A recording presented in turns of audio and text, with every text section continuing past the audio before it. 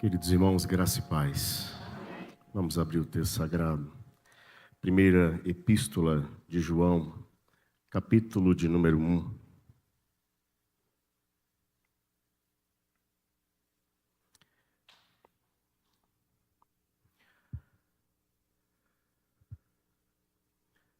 Primeira Epístola de João, capítulo de número 1. Nós estudaremos os versos 5, 6 e 7. Dando sequência à nossa série de mensagens para o mês de maio, que é Luzeiros no Mundo.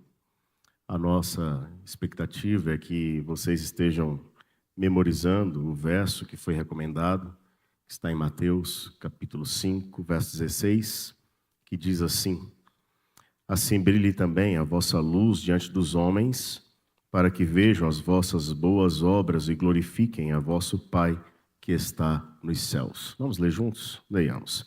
Assim brilhe também a vossa luz diante dos homens, para que vejam as vossas boas obras e glorifiquem a vosso Pai que está nos céus. Vamos orar, falar com o nosso Deus. Ore nesse instante, ore pela sua vida, ore também pela minha vida. Peça para que Deus use de misericórdia e nos ensine a santa e bendita palavra.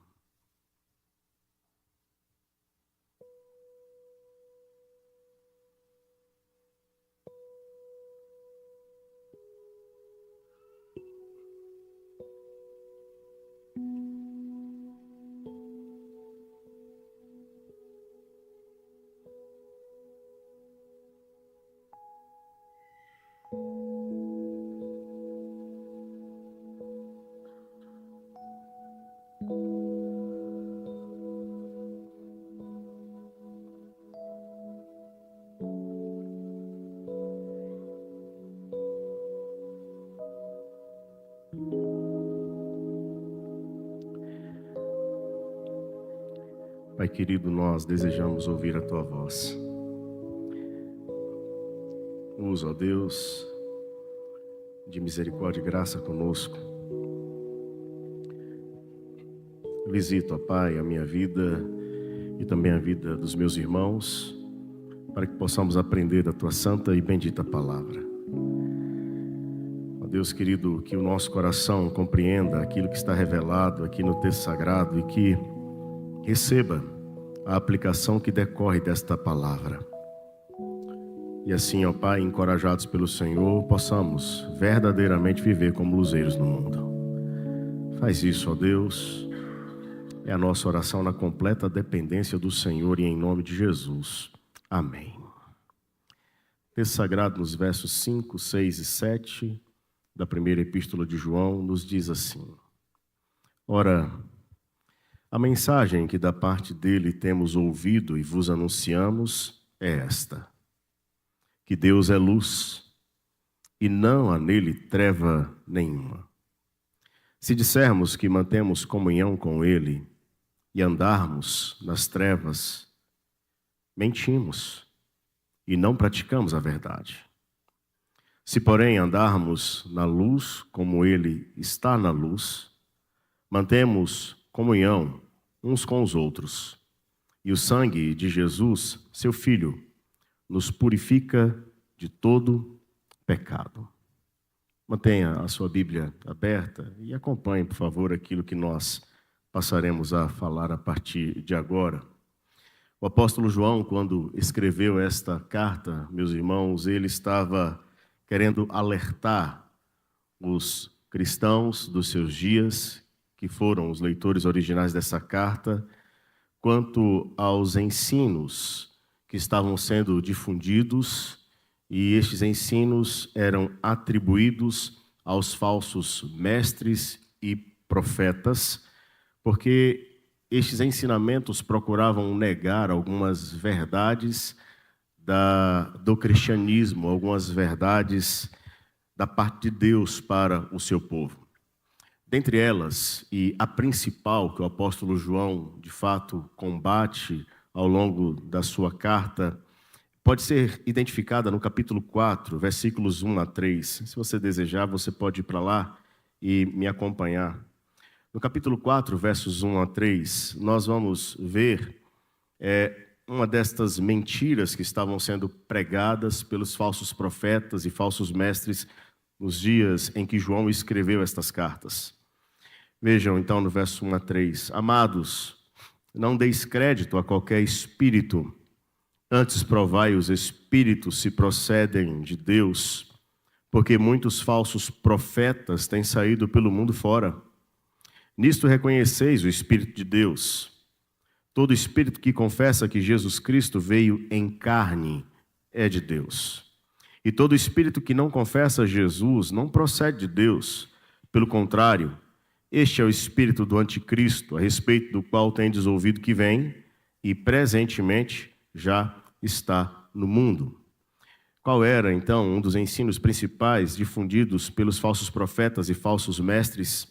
Eles negavam que o Senhor Jesus, de fato, havia vindo em carne, ou que ele havia encarnado. Ao negar a encarnação do Filho de Deus, eles estavam, então, negando uma das doutrinas principais da fé cristã. Se eles negavam, então, a principal doutrina, não era difícil negar outras menores, ou outras doutrinas associadas a esta que era a principal. E aí, então, eles passaram também, inevitavelmente, a subestimar a gravidade do pecado. Eles passaram a enfatizar um conhecimento meio que especial, puramente intelectual, que bastava para ser cristão. E também um conhecimento místico ou um relacionamento misterioso com o Senhor, a ponto de dissociar a vida cristã ou a verdadeira espiritualidade da vida cristã com a conduta ética no mundo. Qual era o resultado disso, então? Basta você dizer que acredita em uma história de que Deus enviou o seu Filho para poder nos salvar e basta professar isso e viver de qualquer jeito, e viver de qualquer modo, porque não vai fazer diferença nenhuma. O pecado não é tão grave e a ética no mundo não é tão requerida. Então, nós não precisamos ser diferentes daqueles que não confessam acreditar em Jesus. Na verdade, a gente pode dizer que acredita, mas continuar vivendo do jeito que a gente desejar. Essa era a realidade. Esse era o ensinamento ou o corpo doutrinário que os falsos mestres estavam propagando nos dias em que o apóstolo João escreve essa carta. O apóstolo, então, escreve para alertar a respeito desses falsos mestres e para deixar de modo pleno, de modo final, certo de que separar aquilo que afirmamos crer do modo como vivemos é verdadeiramente um erro. Não dá para falar que acreditamos em uma coisa e vivermos completamente diferente daquilo que falamos acreditar. E esse conflito nos dias de João, o conflito que eu me refiro é o conflito entre aquilo que se professa e aquilo que vive, ou a teologia e a vida cristã. Esse conflito lá atrás, ele também é real em nossos dias. Não são poucas as pessoas em nossos dias que afirmam acreditar em Jesus, mas que vivem como se Jesus não existisse. Não são poucas as pessoas em nossos dias que afirmam acreditar na Bíblia como palavra de Deus, mas não leem a Bíblia, não estudam as Escrituras, não se preocupam com o que as Escrituras dizem e vivem do jeito que acham que devem viver. Ou seja, essa dualidade, esse erro lá de trás, é um erro também do nosso tempo. De modo que aquilo que João escreveu para falar aos seus leitores originais é válido também para nós. E eu quero que você veja nesses 3 versos aquilo que fundamenta a ideia deste erro e que, de certo modo, corrige este erro, caso ele esteja acontecendo em algum momento ou outro na nossa própria história. Veja, por favor, o verso 5. E olhando para o verso 5, perceba aqui que o apóstolo João vai falar sobre o Deus que confessamos. Quem é esse Deus que confessamos? Por favor, eu gostaria que você lesse comigo o verso 5 a uma só voz. Vamos ler? Leiamos. Ora, a mensagem que da parte dele temos ouvido e vos anunciamos é esta, que Deus é luz e não há nele treva nenhuma. Observe primeiro que a mensagem que está sendo descrita é uma mensagem que não é inventada pelo apóstolo João. O apóstolo João, na verdade, é um instrumento de retransmissão. Ele está transmitindo a mensagem, ele está comunicando a mensagem, mas ele diz no início do verso, a mensagem que da parte dele temos ouvido. Essa mensagem é uma mensagem que foi comunicada pelo Senhor Jesus Cristo aos apóstolos, e os apóstolos retransmitiram essa mensagem para a igreja, e ainda hoje nós, pela graça de Deus, continuamos a comunicar essa mensagem porque Deus providencialmente fez o registro dela para nós.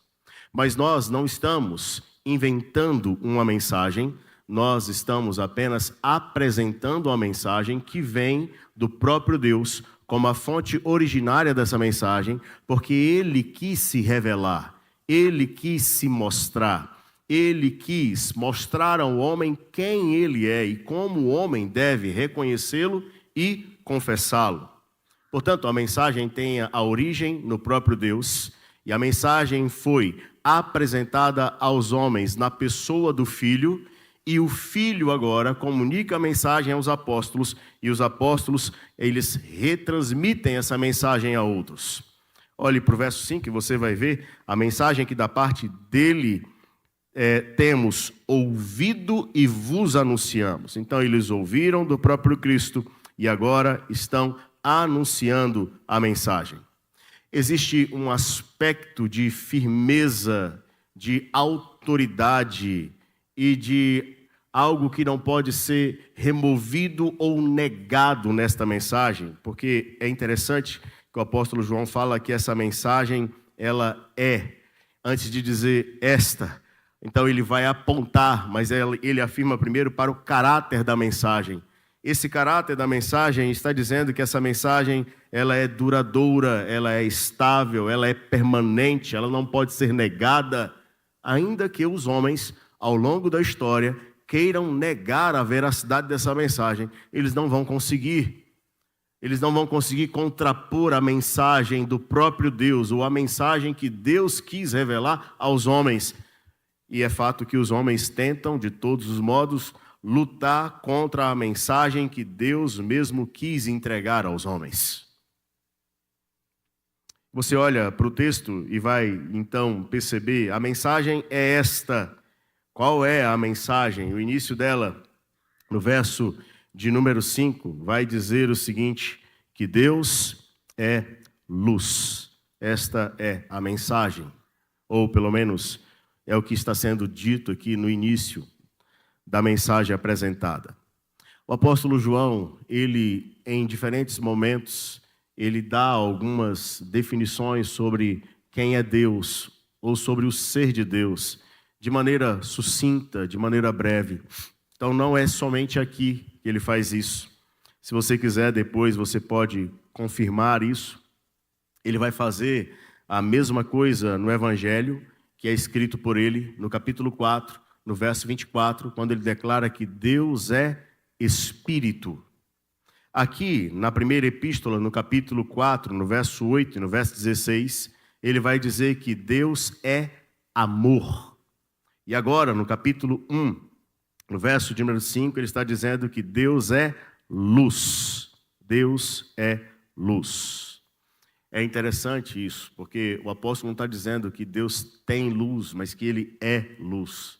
Alguns dos irmãos que já estão aqui há mais tempo na igreja vão se lembrar de um episódio contado pelo reverendo Edgar, quando ele disse que estava caminhando aqui na Getúlio Vargas e alguém, até com um certo cheiro de álcool, o abordou e fez a seguinte pergunta para ele: pastor, Deus tem amor? E ele respondeu imediatamente: claro que Deus tem amor. E ao que a pessoa então falou com ele: não, pastor, Deus não tem amor, Deus é amor. Deus é amor. Aqui nós estamos vendo que Deus é luz. E sendo Ele luz, Ele é também a fonte originária da própria luz física, como nós conhecemos. Ou seja, os astros ou o sol foi criado para iluminar por aquele que é luz e que tem uma luz em si mesmo que é muito mais excelente, muito mais brilhante e muito mais penetrante do que a própria luz do sol. O Senhor Deus é, então, a própria manifestação da luz. Talvez você fale assim: isso não é tão claro para mim, pastor. Eu também, às vezes, tenho dificuldade com isso e nós podemos clarear o entendimento que devemos ter sobre essa luz ao olharmos para Jesus. O Senhor Jesus afirma, no Evangelho narrado por João, no capítulo 8, versículo 12, que Ele é a luz do mundo. Isso significa que Deus está evidenciando ao mundo a sua própria luz através do seu Filho. E agora, então, olhando para o Senhor Jesus, nós podemos compreender que em Cristo nós temos a revelação plena do ser de Deus. Porque quem vê o Filho, vê o Pai. O Filho e o Pai são um. E conhecendo o Filho, conhecemos o Pai. Então, o Filho nos mostra que Deus é a luz que nos traz a clareza de quem Ele é, para reconhecermos os seus próprios atributos, sabermos de fato como Ele se manifesta. Nesse sentido, olhando para Jesus Cristo como luz e sendo Ele a revelação da luz do Pai no mundo, nós chegamos à conclusão, por exemplo, que em Jesus e no próprio Deus, nós encontraremos a santidade e a pureza absoluta ou perfeita. Nós não temos como fugir disso. Falar que Deus é luz é compreender, admitir, confessar que Ele é santo e puro, absolutamente santo e puro, e que isso não pode ser negado em momento algum. Mas dizer que Deus é luz também nos faz admitir que Ele, como luz, Ele consegue penetrar todas as coisas, de tal modo que para Deus não existe qualquer tipo de sombra, ou nada em absoluto pode ser escondido dos olhos de Deus. Ele sonda e conhece todas as coisas estão claras aos olhos dele. Nada e nem ninguém pode se esconder. Então não existe nada no meu coração e no seu coração nesse exato momento que esteja oculto aos olhos daquele que é a pura luz e que penetra todas as coisas e que clareia todas as coisas e que enxerga todas as coisas. Eu quero, queridos, tentar falar disso ainda de maneira mais simplificada, para que a gente entenda essa ideia de Deus ser luz. E eu queria pensar com vocês da seguinte forma. Pense que Deus é a luz que dissipa as trevas da escuridão do medo, quando os seus filhos estão assustados, sem conseguir dar um passo adiante. Quem tem crianças em casa ou que já teve, sabe exatamente o que isso significa. Quando os filhos estão paralisados, sem conseguir dar um passo adiante para entrar no quarto que está escuro. E aí então, você como pai ou como mãe, segura na mão do seu filho ou da sua filha, anda com o filho e com a filha e faz o quê? Liga o interruptor. E ali tem luz. E o medo que estava alojado no coração do filho e da filha se dissipa, porque a luz revela que ali não existe absolutamente nada que possa causar pavor ao coração. Deus é essa luz que vem sobre a sua vida e sobre a minha vida, quando nós, sendo filhos, estamos estagnados e paralisados, com medo, sem querer seguir adiante, porque não sabemos o que está lá na frente. Mas Ele é a luz que dissipa todas as trevas do medo e faz com que a gente caminhe corajosamente, tendo a certeza de que Ele não nos deixa, mas que Ele está conosco durante todo o tempo da nossa trajetória. Deus é a luz que aponta o caminho a ser seguido. Quando os seus filhos carecem de sabedoria para tomar as suas decisões. Eu não sei se alguns de vocês já tiveram em situações onde não estavam enxergando absolutamente nada, porque faltava luz. E era necessário, então, que houvesse uma luz, uma lanterna ou alguma coisa que pudesse mostrar a trilha, mostrar o caminho, a fim de seguir adiante. Deus é essa luz que aponta o caminho a ser seguido, quando os seus filhos estão carecendo da sabedoria para tomar decisões. Nós precisamos da comunhão com o Senhor, alimentarmos do Senhor, estar ligados a Ele, a fim de que a luz que resplandece sobre as trevas, dissipando as dúvidas do caminho, possa ser projetada e assim nós possamos trilhar o nosso caminho com passos seguros para a glória dele mesmo.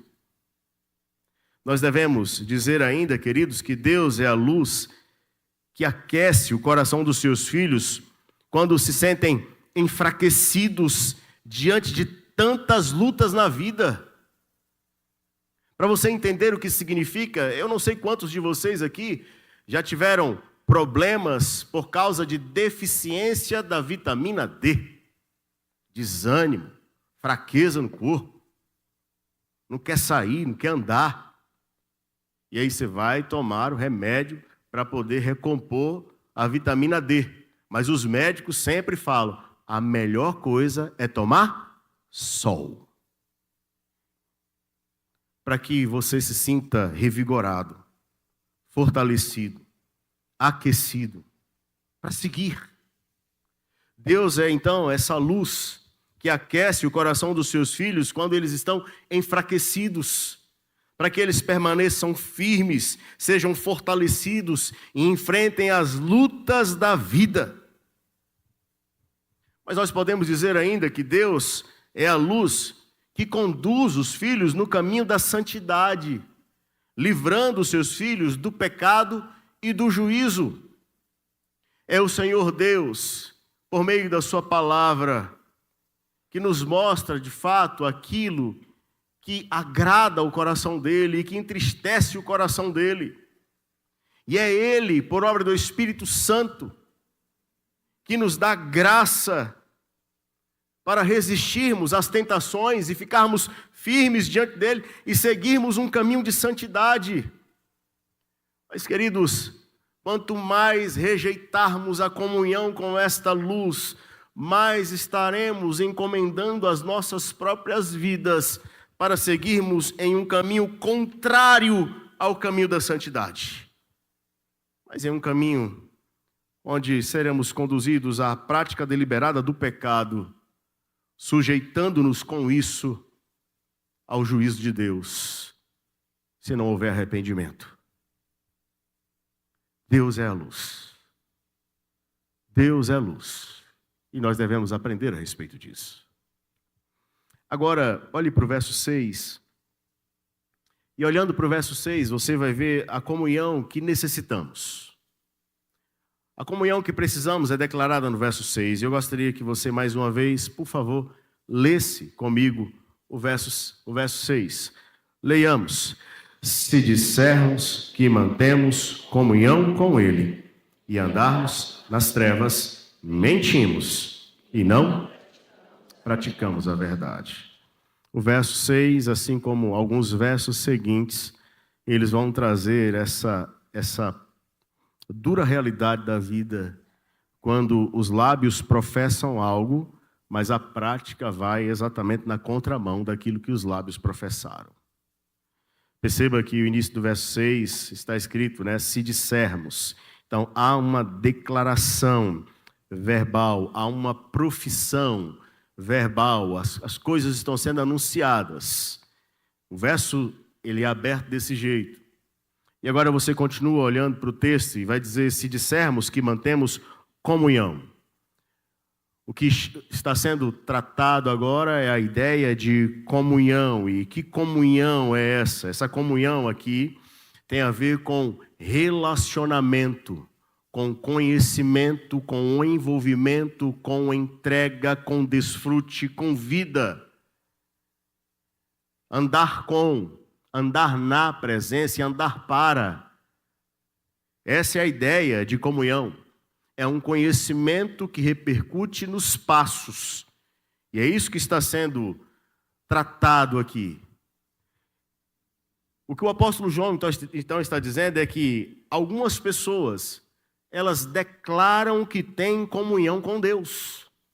Elas falam que têm comunhão com Deus. Mas o problema é que os passos dessas pessoas contradiz aquilo que elas falam. Basta você olhar para o verso 6. Se dissermos que mantemos comunhão com Deus e andarmos nas trevas. Aqui agora, então, está sendo destacada a incoerência de vida. Não há coerência entre o discurso e a prática. O discurso é um, mas a prática é totalmente diferente. E esse é o ponto que o apóstolo João está tratando nesse exato momento. Às vezes, para se manter uma boa impressão de quem somos, para que as pessoas tenham de nós uma visão positiva, é possível usar então das palavras para convencer as pessoas. Só que internamente, no coração e os passos no dia a dia, aquilo que é falado não é vivido. Não é vivido. E aí, o apóstolo João é quem diz, aquele que fala que tem comunhão com Deus, mas que está andando nas trevas. Aliás, o que é andar nas trevas, né? Andar nas trevas é se deleitar nos desejos do coração, é satisfazer os prazeres da carne, é viver no erro, é viver ignorando a pessoa de Deus e o amor de Deus, é viver até mesmo em rebelião contra Deus, em hostilidade a Deus. Então, andar nas trevas é isso. O apóstolo está dizendo, se está falando que tem comunhão com Deus, mas está andando nas trevas, essa pessoa, na verdade, ela deve ser caracterizada como alguém que mente. Você pode olhar, então, no verso 6. Se dissermos que mantemos comunhão com Ele e andarmos nas trevas, mentimos e não praticamos a verdade. É interessante que o apóstolo João, ele se inclui aqui, né? E precisa ser assim. Ele não está falando só para os seus leitores, mas o apóstolo João está falando para si mesmo. Ou seja, a mensagem que está sendo entregue, ela rasga primeiro o coração do mensageiro para depois chegar aos ouvintes do mensageiro. E é isso mesmo, queridos, que tem que ser. O que eu estou lendo e explicando para vocês agora não é algo que vai ser aplicado somente sobre a vida de vocês, mas é algo que vai ser aplicado sobre a minha própria vida. Não são poucos, com tristeza nós falamos isso, mas não são poucos aqueles que se dizem ministros do Evangelho, pregadores da palavra, pastores, que ocupam os púlpitos, mas que eles estão ali ensinando coisas que não rasgam os seus próprios corações, ou que eles não querem viver, ou que eles não vivem. Então isso passa por nós, mas isso chega até vocês. E o apóstolo João fala se incluindo, ele não está se excluindo, mas ele está se incluindo, porque a conclusão dele é a seguinte: se até mesmo ele falar que tem comunhão com Deus, mas andar nas trevas, ele também seria um mentiroso. Isso é real para mim e é real para você, nós não temos como fugir disso. A conclusão final é: não haverá verdade. Pelo contrário, haverá uma mentira. E uma mentira que não pode ser negada, e é até paradoxal, é uma mentira verdadeira. Não tem como ser negada. Porque é uma mentira daquele que vive em verdadeira incoerência.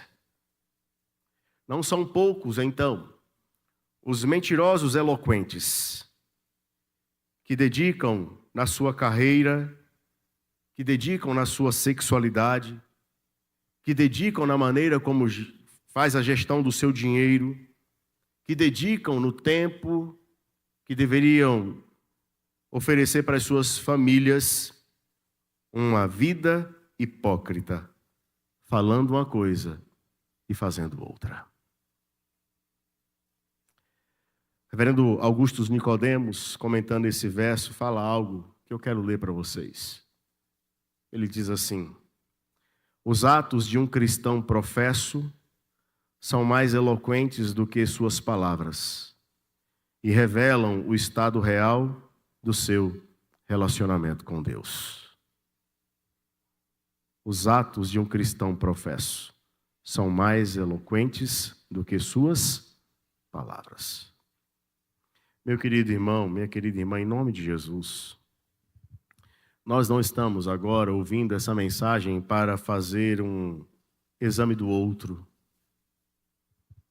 Nós estamos ouvindo essa mensagem para fazer um exame de nós mesmos. É para pensarmos em nossa própria vida. É para pensarmos na maneira como temos desenvolvido a nossa espiritualidade diante de Deus. É para pensarmos se aquilo que estamos professando, falando com os nossos lábios, está sendo encontrado nos nossos atos. Presta atenção. Homem, marido, você sabe, por exemplo, que você deve amar a sua esposa e tratá-la como o vaso mais frágil. São dois ensinamentos. Um está na carta de Paulo aos Efésios, no capítulo 5, e a outra está na primeira epístola do apóstolo Pedro, no capítulo 3. Amar, e se necessário for, morrer até mesmo para protegê-la. E no capítulo 3 de Pedro, que devemos tratá-la como o vaso mais frágil para que as nossas orações não sejam interrompidas. Está na Bíblia e é verdade. Mas você, como marido cristão, não é chamado simplesmente para dizer que isso é verdade. Você, como marido cristão, é para ser gentil com a sua esposa. É para tratar ela bem. É para tomar cuidado com as palavras que você fala com ela. É para abrir a porta do carro, se é o seu caso, de vir num carro. É para abençoar a vida dela. Muitas esposas abdicaram de sonhos para cuidar de outros sonhos, quem sabe até mais honrosos, se assim podemos falar, estar em casa, cuidando do marido e dos filhos, que honra e glorifica a Deus. Então você, marido, deve ser um instrumento de bênção para a vida dela, supra as necessidades dela, cuide dela, abençoe essa mulher. Agora, falar que está na Bíblia que você deve amar, e falar que está na Bíblia que você deve tratar como o vaso mais frágil, e você tratá-la de uma maneira indigna, que nem a porteira da fazenda é tratada do jeito que você trata ela, está errado. Filhos, que aqui estão, é verdade bíblica que vocês devem obedecer os seus pais e honrá-los no Senhor. Vai lá, lê Efésios, capítulo 6, versos 1 a 4. Está na Bíblia. É no Senhor, não se esqueça disso. Sabe o que isso significa? Que se os seus pais quiserem impor sobre vocês um cargo que não é bíblico e que não é de Deus, importa mais obedecer a Deus do que aos homens. Mas se eles estiverem ensinando a vocês no Senhor, vocês são chamados para obedecê-los e honrá-los, manifestando assim amor por eles, admiração e respeito. Uma coisa, filhos, é vocês falarem que isso está na Bíblia e que é verdade. Outra coisa é vocês serem filhos rebeldes dentro de casa, não amando e não respeitando seus pais, não cuidando deles, não cooperando com eles, não auxiliando. Se dissermos que temos comunhão com Ele, mas andarmos nas trevas, nós somos mentirosos. Tem para você também, minha irmã. como esposa, como mãe. Hoje, o Dia das Mães, e louvamos a Deus pela vida das mães. Mas você sabe o que a Escritura Sagrada diz sobre a mulher sábia que edifica o lar, aquela que é intercessora, aquela que desenvolve as tarefas sem preguiça, aquela que ama o lar.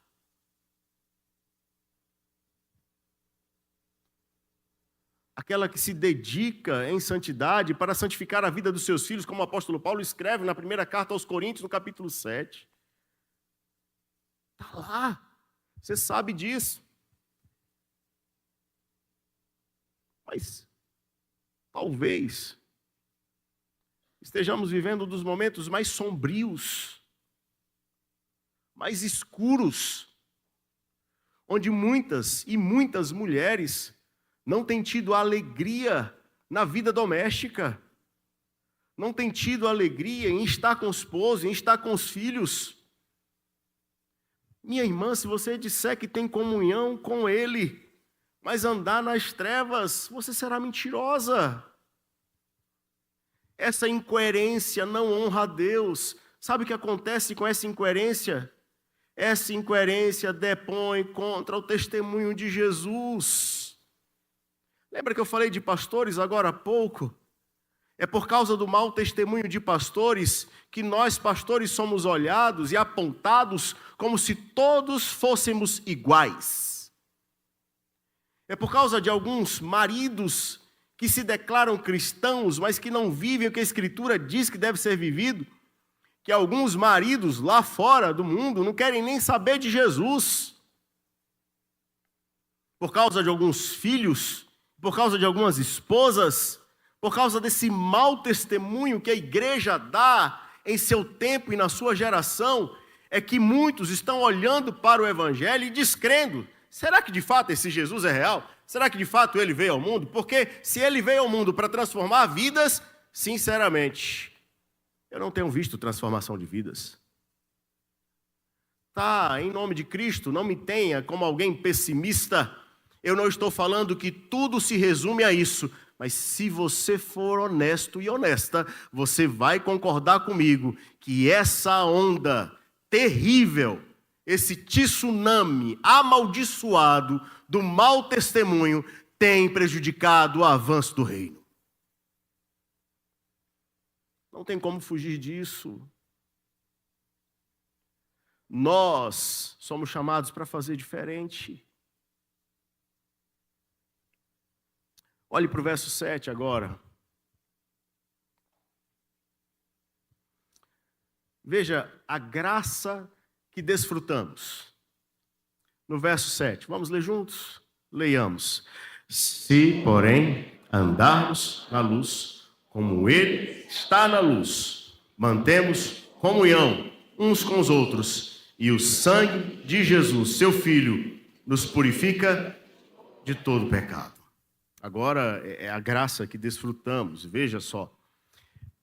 A ideia do verso 7 é, por outro lado, nós não somos dos mentirosos. Então, por outro lado, se nós andarmos na luz, como Ele está na luz, aqui a ideia agora é, não andamos, como diz o verso 6 anteriormente, não andamos nas trevas, mas andamos na luz. Ou seja, a nossa comunhão não é nas trevas, com as coisas do pecado, mas a nossa comunhão é com o próprio Deus. Se nós andarmos com Ele, nós colheremos frutos maravilhosos para a nossa vida. É isso que o apóstolo João está falando aqui. Primeiro, então, há um chamado para você e para mim, ou um reforço do chamado para você e para mim, para andarmos com o Senhor. E aqui é interessante porque nós estamos falando de uma coisa que vai ser continuada. Então não é uma coisa pontual. Então não é pontual, você vem na frente, é batizado, faz sua profissão de fé e vai embora e acabou, não precisa fazer mais nada. Não, mas é continuado, é uma entrega contínua. Todos os dias, todos os dias. É assim que nós estamos vendo aqui. E aí, vejam agora os detalhes que decorrem desse verso para a sua vida e para a minha vida. A partir do momento em que nós desfrutamos de comunhão com Ele, um dos primeiros frutos, ou um fruto imediato, é que nós vamos ter comunhão também uns com os outros. É o que está aqui. O que nós estamos compreendendo aqui é o seguinte, é que à medida em que alguém se relaciona com Deus, que alguém está em comunhão com Deus, essa comunhão com Deus, ela vai refletir na comunhão com os seus irmãos. Talvez você deva perguntar, mas por que tem que ser assim? Eu quero dar duas respostas para vocês entenderem por que tem que ser assim. Então, no quesito de andar nas obras das trevas, há algo que precisa ser admitido. Que uma das maneiras de andar nas obras das trevas é exatamente não amando o seu irmão. Dê uma olhada no capítulo 2, no verso 11. Olha o que está escrito aí. Aquele, porém, que odeia a seu irmão, está onde, gente? Está nas trevas. E anda onde? Nas trevas. E não sabe para onde vai. Porque as trevas fizeram o que com ele? Então, uma das evidências de andar nas trevas é exatamente odiar o seu irmão. Presta atenção nisso, então, porque se o seu coração tem sido um coração rancoroso, se você não tem conseguido perdoar alguém, cuidado. Isso pode ser evidência de trevas. Agora, a segunda razão, que é maior do que a primeira e que justifica tudo, é que quando nós olhamos para a Escritura Sagrada e nós vamos estudar, por exemplo, o resumo dos 10 mandamentos, o que é que nós vamos encontrar? Nós vamos encontrar que os 10 mandamentos podem ser resumidos em 2 grandes mandamentos. E, de maneira ainda mais resumida, eles falam sobre o seguinte: amar a Deus e amar a quem? Ao próximo. Então, se você ama a Deus e está em comunhão com Deus, inevitavelmente você também deverá viver a realidade do amor para com o próximo. E o apóstolo João está dizendo isso aqui no capítulo 1, versículo 7. Aquele que tem comunhão com o Senhor e que está na luz, ele poderá desfrutar de comunhão com os seus irmãos. Por quê? Porque o relacionamento devido, apropriado, correto com Deus transforma, resgata, cura relacionamento entre irmãos. Presta atenção nisso. Quanto mais você se aproxima do Senhor, mais desejo você vai ter de encontrar aquele irmão que teve um problema, que está com desgaste, sentar, orar e resolver.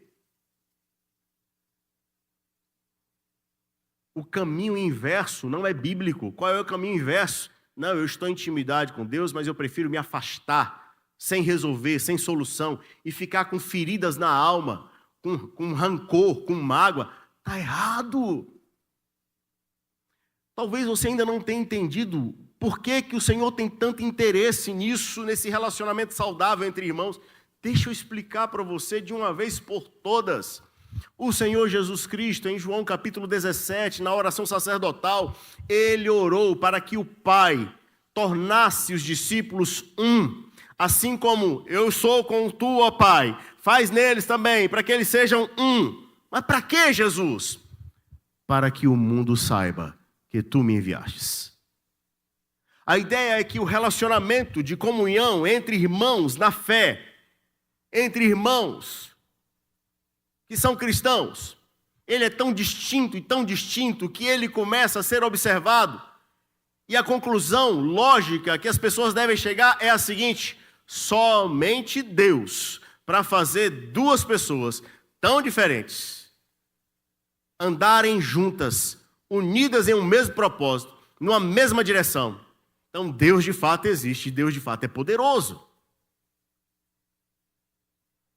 À medida em que você mantém comunhão com Deus, então você poderá desfrutar de comunhão com os seus irmãos. Em nome de Jesus, compreenda algo.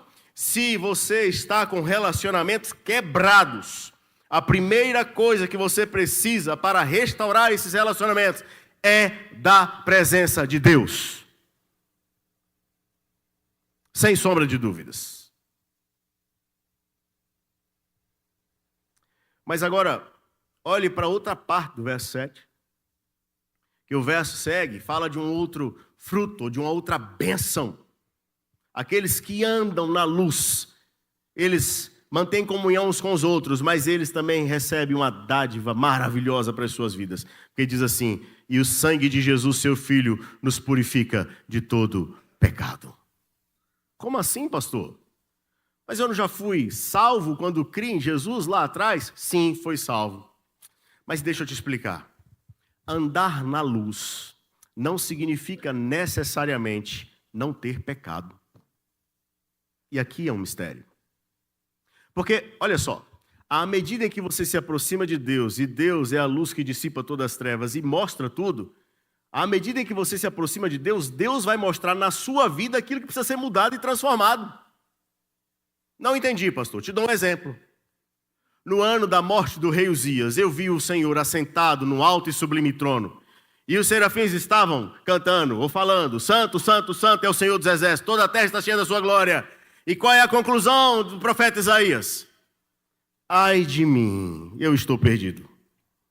Eu sou um homem de lábios impuros e habito no meio de um povo de impuros lábios, e os meus olhos viram o Rei, o Senhor dos exércitos, aquele que é luz. A contemplação de Deus fez com que ele enxergasse pecado nele e agora desejasse ser transformado.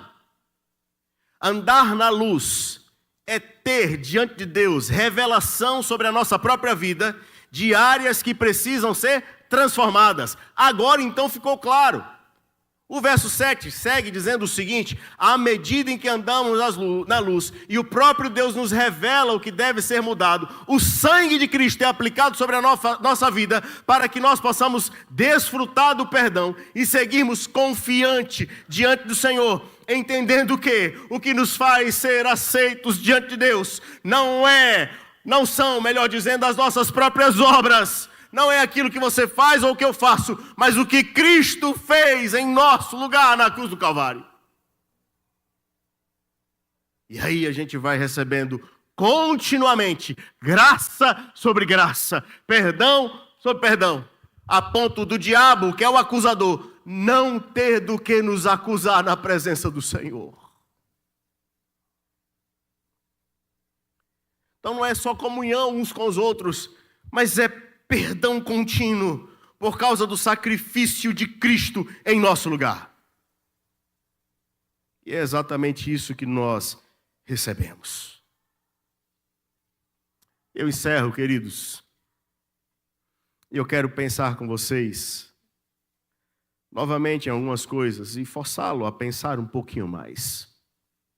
Primeiro, a confissão dos lábios torna-se inválida. Eu repito, a confissão dos lábios torna-se inválida quando separada do testemunho de vida. E eu quero perguntar a vocês e a mim mesmo: o que a sua agenda de atividade semanal, o que no histórico de navegação do seu computador ou do seu celular, o que nas suas conversas privadas dizem sobre a sua comunhão com Deus? Você consegue pensar nisso? A confissão dos lábios torna-se inválida quando separada do testemunho de vida. Ainda, a intimidade com Deus, meus irmãos, é oposta à intimidade com o mundo. Guarda isso no seu coração, em nome de Jesus. Não sou eu que falo isso, eu só estou falando de um jeito diferente. Quem falou isso antes de mim, e com toda a autoridade dada pelo próprio Deus, foi Tiago. Ele escreveu dizendo: infiéis, não compreendeis que a amizade do mundo é inimiga de Deus? Aquele, pois, que quiser ser amigo do mundo, constitui-se o quê? Inimigo de Deus. Então a intimidade com Deus é oposta à intimidade com o mundo. Por fim, a expressão da face de Cristo em nossa face está condicionada à nossa comunhão com Ele. Cristo não será visto em nós se nós não andarmos na luz. A luz da face de Cristo não será vista na nossa face se nós não andarmos na luz. E aí, quando eu estava pensando nesse ponto da aplicação, eu pude me lembrar de um teatro que assisti há muito tempo atrás. E nesse teatro, a peça mostra o personagem se envolvendo com más companhias, com festas, com vícios, perdendo tudo o que ele possuía, incluindo a paz espiritual. E a fala desse personagem principal era a seguinte: o Senhor Jesus estava ao lado dele, mas aí, diante das tentações que se levantavam, ou das oportunidades no mundo que se levantava, ele então dizia para Jesus: Jesus, vou ali, é rápido, fica aí quietinho, eu não vou demorar. Esse lugar que eu vou, Jesus, ele não é um bom lugar para você. Então você fica aqui me esperando, que depois eu volto. Quantas vezes as obras das trevas, as tentações do maligno ou os atrativos do mundo já brilharam mais para os nossos olhos do que a luz de Jesus? Quantas vezes você e eu já não viramos para Jesus e falamos assim: fica aí, Jesus, esse lugar que eu vou agora não é bom o senhor ir lá, não. O senhor me espera aqui, depois eu volto. Eu não vou demorar. Até porque lá eu vou tomar umas coisas que eu acho que o senhor não vai curtir tanto. Vou fazer uns negócios lá, Jesus, que é melhor o senhor não estar lá, é melhor o senhor não ver. Depois eu volto e a gente conversa. Será que nós, queridos, com a nossa prática, já não falamos isso para Jesus? Vamos orar? Curve a sua cabeça. Fale com Deus agora e apresente a sua vida diante do Senhor. Converse com o Senhor e, se houver necessidade de confessar algo, confesse. Se houver necessidade de pedir renovação, peça ao Senhor: renova-me, Senhor. Renova-me. Eu não quero ser igual. Muda aquilo que precisa ser mudado, para que eu, de fato, seja um luzeiro nesse mundo. Ore ao Senhor.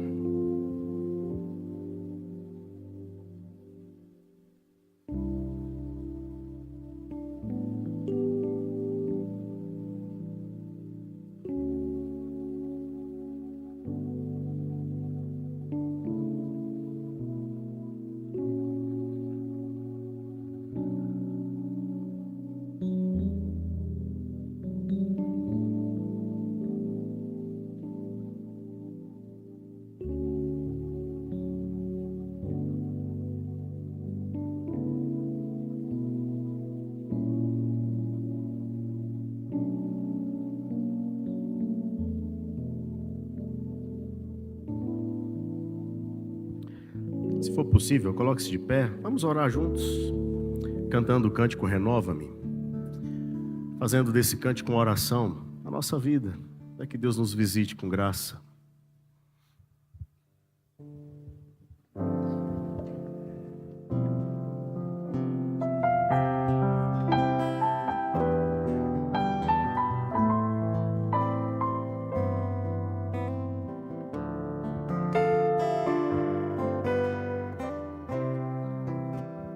Vamos cantar. Renova-me,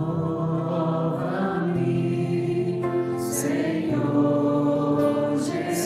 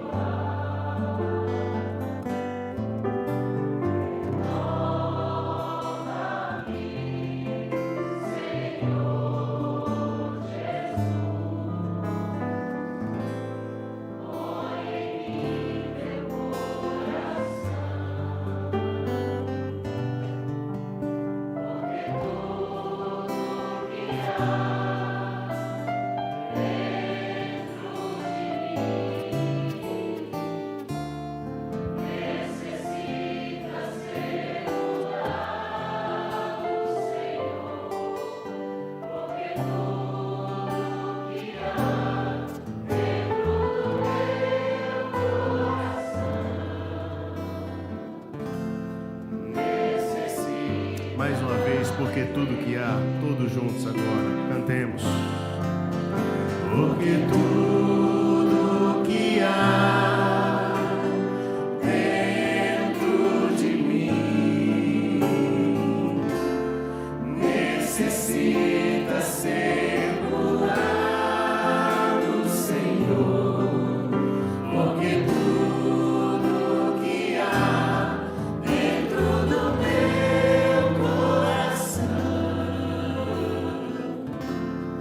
necessita mais de ti.